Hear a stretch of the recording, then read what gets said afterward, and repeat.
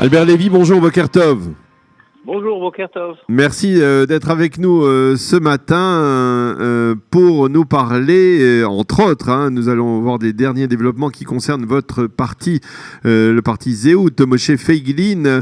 Mais avant tout, nous allons parler de ces primaires, puisque c'est aujourd'hui que se tiennent ces fameuses primaires ouvertes dont on avait déjà parlé. Vous nous aviez expliqué que c'était des primaires ouvertes à tout le monde. Alors, si l'on veut voter pour le parti Zehut, comment doit-on faire ? Alors, la façon la plus simple, pour ceux qui n'ont pas peur d'un écran et d'un clavier, c'est de se connecter sur Internet, de taper Mifleget Zehut dans Google et d'arriver sur le site du parti. Et là-bas, il y a un lien qui permet, pour ceux qui ne se sont pas déjà inscrits, de s'inscrire et ensuite de voter.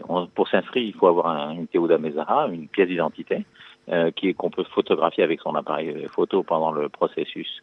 Oui, d'accord. Et ceux qui se sont déjà inscrits, il y en a plusieurs milliers qui se sont préinscrits déjà, ceux-là, ils recevront aujourd'hui, soit ils recevront un SMS s'ils ont donné leur numéro de portable, et ou un email s'ils ont donné leur adresse mail au moment de l'inscription.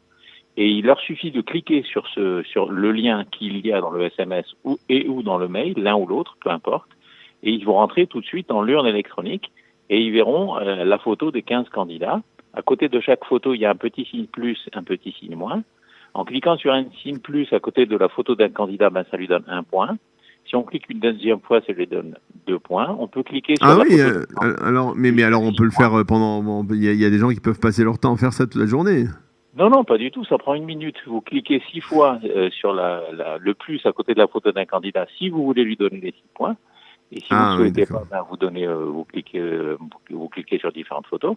Une fois que vous avez fini ça, vous validez votre vote et vous recevez par SMS et par email à nouveau un code de 4 chiffres pour la sécurité, parce qu'on est on sécurise très fortement ces élections. Donc c'est absolument impossible de revoter à nouveau, quoi, en tout cas. Absolument. Non, parce que votre numéro de carte d'identité a été noté, votre carte d'identité a été scannée et on vous a demandé à l'inscription de rentrer un code à 4 chiffres qui a été envoyé sur votre portable et sur votre email, et au moment du vote également. Donc c'est très sécurisé. Alors, ceux qui, par contre, et une fois que vous avez rentré ce code, vous avez voté, c'est terminé.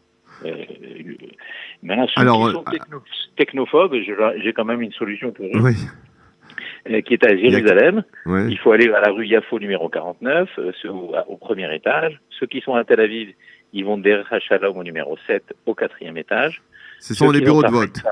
Voilà, exactement. À Haïfa, au Matnas Hadar, à la rue Yerushalayim 29. Et enfin, pour finir, à Beersheva, à la Michlalet Edgar, qui se trouve à la rue Hamisha Harerim, numéro 7. Voilà. Donc, on a prévu. Donc, il y a encore quelques bureaux de vote traditionnels, on va dire. Voilà. Dans les 4 grandes villes d'Israël, Tel Aviv, Haïfa, Jérusalem et Beersheva. Et voilà. Mais d'après notre expérience de septembre 2017, quand on avait fixé la liste des candidats, des 15 candidats qui seront présentés au suffrage aujourd'hui, ça c'était un vote qui avait été réservé uniquement aux adhérents, eh bien, on s'est rendu compte que très peu de gens avaient été votés physiquement. Alors, vraiment, c'est très clair. L'immense majorité des gens préfèrent voter par Internet et ça nous fait très plaisir. Ça montre que nous sommes vraiment avant-gardistes et que cette méthode marche bien. Voilà. Bon, alors ça c'est pour les primaires. Les résultats seront connus, je suppose, avec cette technologie assez rapidement. Alors, les résultats électroniques seront connus dès la fin des bureaux de vote, c'est-à-dire ce soir à 9h, mais ils seront pas rendus publics tout de suite parce qu'on attendra de recevoir les résultats physiques des 4 bureaux de vote physiques, comme je l'ai indiqué tout à l'heure, et seulement après ils seront annoncés. Donc, il n'y a pas d'heure qui a été indiquée. Mais ça devrait être dans le courant de la soirée. Exactement, voilà. Donc, moi, je suis moi-même l'un des 15 candidats, évidemment. Donc, oui, bien sûr. Il faut rappeler, vous êtes donc candidat, vous êtes le candidat francophone de ces primaires de Zehut, en essayant, bien entendu, de vous hisser le plus haut possible dans la liste électorale. Absolument. J'ai fait une belle campagne, m'a-t-on dit, notamment envers le public français, et pas seulement, puisque malheureusement, nous les francophones, nous ne sommes pas extrêmement nombreux en Israël par rapport à d'autres communautés. Mais j'ai fait une campagne orientée vers le public francophone et orientée vers d'autres publics qui me sont proches.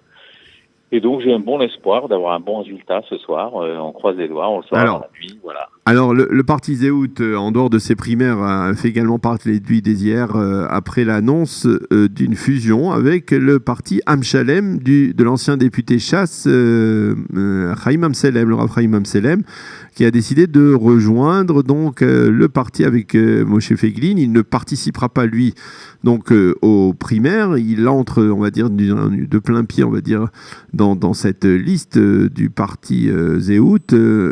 Cette arrivée du Rav Amselem, vous la saluez, vous la critiquez, c'est important, c'est embarrassant pour Zéhout? Alors non, tout d'abord, je voudrais juste corriger une petite chose que vous avez dit au début, à savoir qu'il s'agit là de fusion entre Zéhout et un autre parti. Nous ne fusionnons avec aucun parti, nous avons suffisamment de force. C'est une alliance, alors, on va dire. Nous le sentons.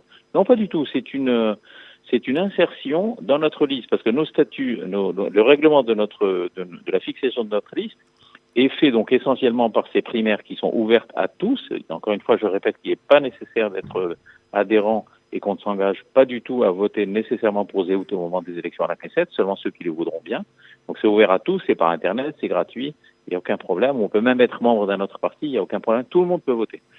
Et ça va nous donner une liste de 15 candidats dans l'ordre. Maintenant, notre règlement, le règlement qui fixe la façon dont notre règle est établie, permet au Yoshev-Rosh, donc au président de notre parti, Moshe Feiglin, d'insérer, il a le droit, mais pas l'obligation, d'insérer entre 0 et 7 candidats et pas à n'importe quelle place. Il peut le faire à certaines places qui sont prédéterminées. Vous dites il peut introduire 7 candidats en dehors de cette liste électorale qui va être déterminée par les primaires. Il peut introduire 7 candidats dans le total de la liste, mais alors prenons pour être réaliste, prenons dans les 10 premiers, combien de candidats extérieurs il peut introduire?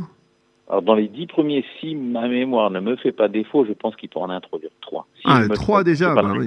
Ça veut dire que, par exemple, Chaim Amselem, lui, sera, on va dire, très certainement dans les 2-3 premiers rangs, quoi. Pas nécessairement. Il y a beaucoup de gens avec qui nous sommes en contact, qui ont des sites internet, des pages Facebook qui sont très très populaires et qui sont encore plus populaires que le Rav Chaim Amselem. Mais alors vous m'avez pas répondu à la question.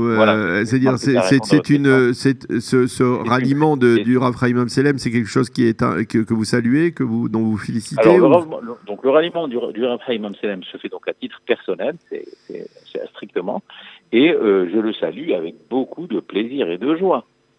Parce que le Rav Chaim Amselem représente une forme de religion, une approche de la religion que nous aimons, nous les francophones en général et les Nord-Africains en particulier, puisque comme vous le savez, comme j'ai déjà eu l'occasion de le dire, je crois sur votre antenne, ce que nous détestons, c'est les étiquettes. C'est ça. Religieux, anti-religieux, haredi, dati, anti-léomite, tout ce genre de choses, ce genre d'étiquettes ne faisait pas partie de notre culture en France et pas non plus en Afrique du Nord. Donc ça, nous détestons et nous pensons que tous les Juifs ont un droit de suivre les mitzvot comme ils l'entendent et que c'est une affaire strictement privée entre eux et Dieu.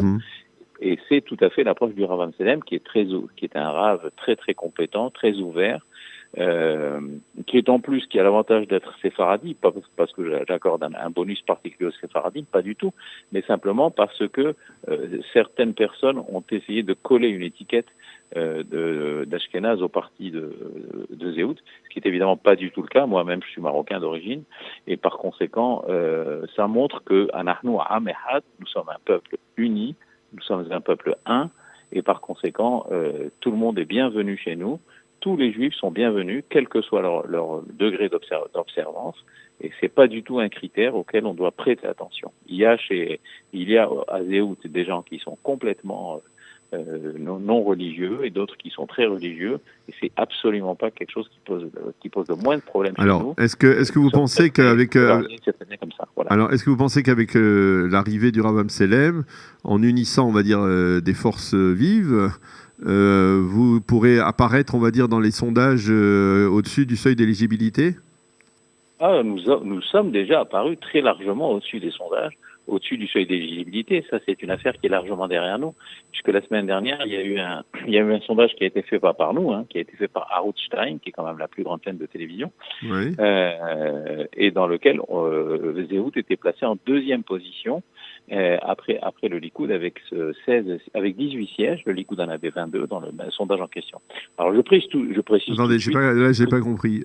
Non, je répète. Je vous enverrai ça sur votre portable après cet entretien si vous voulez, le graphe est très clair. Amit Segal, qui présente généralement les sondages sur la deuxième chaîne, a montré un sondage qui a été fait sur les milliers de personnes qui se sont inscrites sur le groupe Telegram de la deuxième chaîne. Donc, d'accord. C'est extrêmement représentatif. Oui, c'est pas très représentatif. Mais non, c'est pas représentatif. C'est pour ça que je dis que nous n'y croyons pas. Mais nous ne croyons pas non plus aux autres sondages, puisque les sondages se sont tous trompés dans tous les pays où ils ont eu lieu des élections dans les 5 dernières années. Et en plus de ça, je pense qu'en Israël, ils vont se tromper encore plus qu'ailleurs, parce que, comme vous le savez, journaliste compétent comme vous l'êtes, vous savez bien qu'il y a eu une explosion de la carte politique en Israël, de toute la carte politique en Israël, aussi bien à droite qu'à gauche, et par conséquent, le résultat bien malin, celui qui prétendrait deviner le résultat des prochaines élections, surtout maintenant et avec les développements qui peuvent intervenir dans les prochaines semaines, bien entendu. Exactement, c'est pas ce que viendra de M. Netanyahou. Et puis d'autre part, au sein du Likoud même, je le sais, puisque moi-même, dans un passé plus lointain, j'étais membre du Likoud pendant 4 ans, je sais qu'il y a une assez grosse déception, une assez grosse lassitude parmi les militants et même parmi les votants. En ce qui concerne ce qui s'est passé avec Abba Yehudi, c'est un peu la même chose, etc. Donc très franchement, nous n'avons aucune difficulté, nous et pour passer le Achuz Hassima, le seuil d'éligibilité. Il n'y a vraiment aucun problème. La question qu'on se pose maintenant, nous, au sein du parti, et on le voit très bien dans la relation qu'on a avec les uns et les autres, c'est de savoir combien nous aurons de sièges. Ça, c'est la question qui nous préoccupe maintenant. Eh bien, Albert Lévy, merci beaucoup d'avoir accepté de répondre à nos questions ce matin à l'occasion donc de ces primaires ouvertes au sein du parti Zéhout et même donc du ralliement du Rav Chaim Amselem. Bonne chance pour ces primaires. On attendra ce soir les résultats, peut-être après avoir entendu parler pour la première fois le chef d'état-major, l'ancien chef d'état-major Benny Gantz. On connaîtra également quelle est la composition de la liste électorale du parti Zéhout de Moshe Feiglin. Merci beaucoup d'avoir été avec nous. Et bonne journée, Beatzlacha. C'est moi qui vous remercie infiniment de m'avoir donné la parole et de vos souhaits de réussite. Et je rappelle aux auditeurs que pour voter, c'est ouvert à tout le monde aujourd'hui par Internet entre 8h et 21h. Voilà. Merci à vous, Shalom, à bientôt.